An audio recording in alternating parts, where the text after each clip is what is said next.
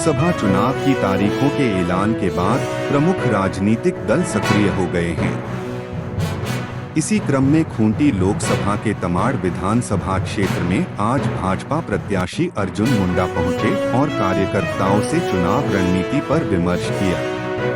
कार्यकर्ताओं को संबोधित करते हुए खूंटी लोकसभा प्रत्याशी अर्जुन मुंडा ने कहा कि देश में संविधान के लागू होने के पश्चात पहली बार 1952 में आम चुनाव कराए गए। उसके बाद प्रत्येक 5 वर्ष में लोकतंत्र का पर्व उत्साह के साथ मनाया जाने लगा।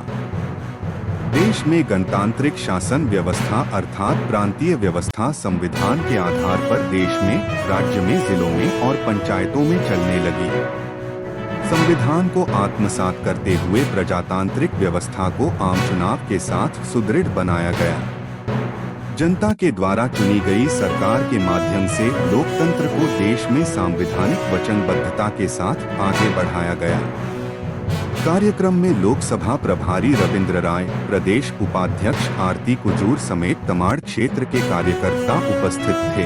सामान्य तौर से हमारी लोकतांत्रिक व्यवस्था में 5 साल पर चुनाव होता है और चुनाव एक पर्व है और लोकसभा का चुनाव इस देश के लिए बहुत महत्वपूर्ण महापर्व है। लेकिन महापर्व पिछले कई वर्षों से देश के सामने मनाने का देशवासियों के साथ आयोजन होता रहा। 1952 में जब देश के लोगों को ये महसूस हुआ कि हम अब आजाद हो गए हैं, क्योंकि आजादी का 1947 में घोषणा होने के बाद पहला चुनाव था और उसमें हम सब ने, देशवासी ने संविधान को आत्मसात करते हुए अपनी वचनबद्धता के अनुसार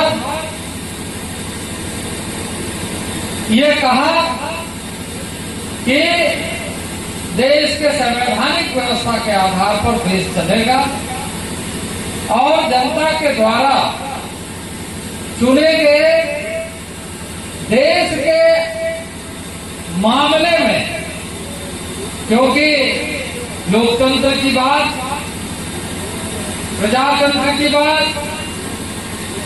और उसके साथ साथ गणतांत्रिक फेडरलिज्म, गणतांत्रिक व्यवस्था यानी प्रांतीय,